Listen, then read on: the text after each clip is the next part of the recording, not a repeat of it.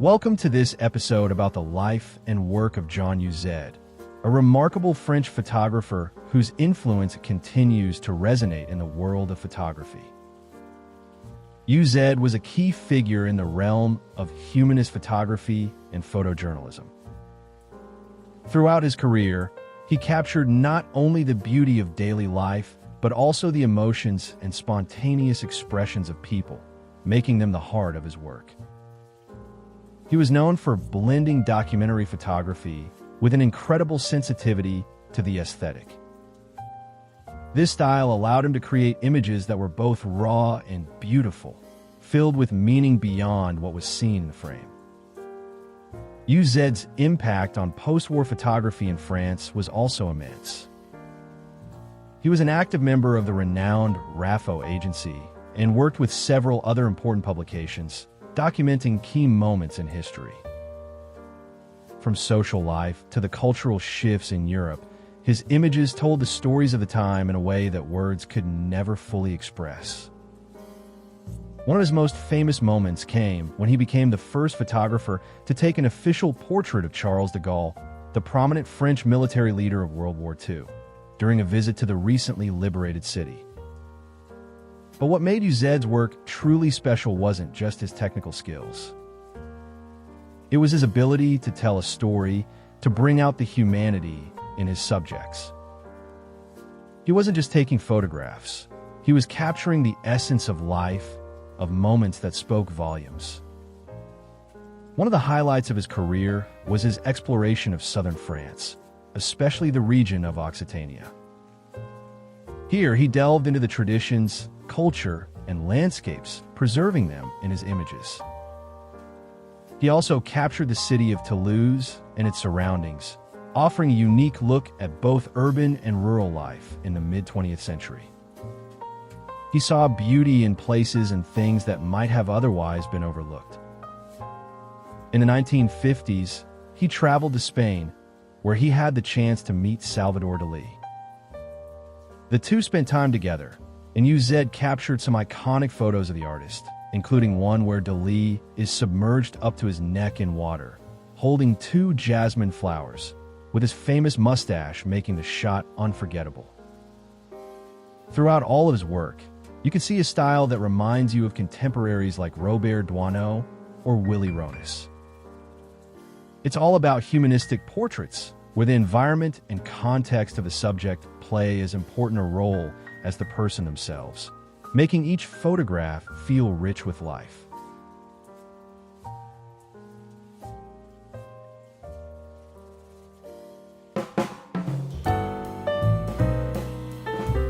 Jean Dieuzaide was born on June 20th, 1921, in a small town in France called Grenade-sur-Garonne.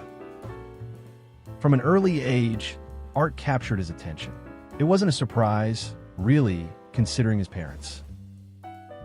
His mother played the piano, and his father sang opera. Jean grew up in a house filled with music and creativity. Life seemed perfect until tragedy struck when he lost his father in 1934 at just 13 years old. That moment would change everything for him. But even though the pain was deep, his father left him with strong values: honesty, hard work, and a love for doing things right. After moving to Cannes, Jean's curiosity took him in new directions. He became fascinated with model airplanes and, eventually, photography. He bought himself a vest pocket camera and started developing his own photos. Despite facing health issues that interrupted his studies, he kept practicing photography, always connected to his surroundings and the people around him. In 1942, during World War II, Jean was drafted into the army. He worked as a photographer for the youth work camps, and his talent quickly shone through. His photos were so well received that, soon after, he was appointed head of the photography service for the Pyrenees-Gascogne region. In 1944, he took a huge risk documenting the liberation of Toulouse, and that same year, a portrait he took of General de Gaulle brought him widespread recognition. Jean started using the pseudonym Yin when working as a press photographer. He was known for being demanding, holding himself to the highest standards. He chose to focus on what he believed was truly important, and despite numerous offers, he decided against moving to Paris. Instead, he stayed loyal to his roots, capturing the beauty, the people, and the landscapes of his region. His work was everywhere, in books, exhibitions, and awards. He won the prestigious Niepce Award in 1954 and the Nader Award in 1961. For Jean, photography was never just about taking pictures. It was his way of telling the world what he saw and believed. He had an incredible ability to highlight the everyday, the simple, the real. A farmer or a shepherd was, in his eyes, a life lesson. He didn't just take photos. He wrote about the people he met, always with deep humanity. Jean's love for aeronautics also led him to work with Air France. He dived into industrial photography too, always blending technique with an almost poetic style. One of his standout projects was about tar production, where he used his skills to bring out the art in something so simple. Spirituality became another key part of his life. He found himself drawn to religious themes, particularly Romanesque art. His black and white photographs captured these sacred spaces in a way that was both expressive and poetic, and many of these images were later published by Art Hot Editions. Jean never considered himself an artist, though. He called himself a craftsman of photography, and for many years, this meant that he didn't receive the recognition he deserved. His humility, along with the fact that he didn't live in Paris, made it harder for him to be included in the official history of French photography. But Jean was a fighter. He stood up for the dignity of photographers. He criticized the media for their lack of respect for the craft, and he spoke out about how Europe didn't value photography the way the United States did. He was part of a movement for change. In 1970, he helped create the International Meetings of Photography alongside other great photographers like Clergue, Boubat, and Briat. In 1974, Jean took a huge step forward for photography in France. He founded the Water Tower Gallery, the first gallery in the country solely dedicated to photography. The gallery became a hub for photography lovers, featuring monthly exhibitions, meetings, talks, and publications. It was all about elevating photography as an art form. Jean's passion for the future of photography didn't stop there.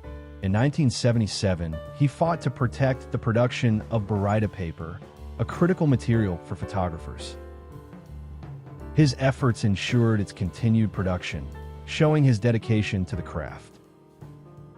Jean Dieuzade's work was brave, honest, and visionary.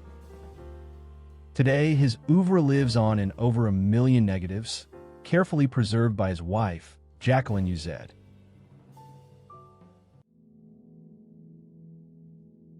Jean Dieuzaide was a visionary, someone who understood that photography wasn't just about capturing life. It was about questioning it, exploring it, and, maybe most importantly, sharing in its mystery. With every image, he invited us to pause, to really look not just with our eyes, but with our minds and our hearts. He captured it all, the raw emotion in a face, the quiet poetry of everyday objects, the noise and energy of protests, and the strange elegance of machines. No matter what was in front of his lens, he approached it with the same curiosity, the same deep respect. He didn't label or separate things. He looked at the world as a whole, and through his work, he gently taught us to do the same. Jean Dieuzaide believed that photography was just as powerful as painting or sculpture. He fought hard to make sure it had its place, in museums, in books, and in the hearts of the people. In 1974, he opened the Water Tower, the first public gallery in France dedicated entirely to photography. It became a gathering place for some of the greatest names in the field. But more than that, it stood for everything Dieuzaide believed in: openness, excellence, and a deep faith in the power of the image. His passion went beyond the surface of things. In his still lives and abstract work, like his haunting photos of tar, he pushed photography to new places. Whether it was the soft curve of a flower or the strange, dark texture of a liquid, he found meaning and beauty where others saw nothing. He saw the world as full of hidden stories, and he used his camera to bring those stories to light. He was a pioneer, too, in how he worked. He co-founded Libre Expression. He helped shape the Alls Photography Festival. He was the first ever to receive the Prix Niepce, and later, the Prix Nader, the only photographer to ever win both. But for Dieuzaide, awards weren't the point. What mattered was the journey, the search, the discovery, the chance to share something meaningful. He once said that photography is a school of the gaze, a way of learning to truly see the world. And that's exactly what he did for over 60 years. He never stopped learning, never stopped exploring. Every photo, whether a commission, a portrait, or a personal project, was another opportunity to see, and to help us see too. Today, his legacy isn't just in galleries or books. It lives on in how we look at images and how we look at life. He showed us that photography isn't only about technique or even beauty. It's about presence, about noticing the invisible threads that connect everything, about seeing the human spirit everywhere. Jean Dieuzaide left behind a body of work that is rich, diverse, and profoundly human. But more than that, he left us with an invitation to stay curious, to look a little closer, and to never stop searching for meaning in the world around us.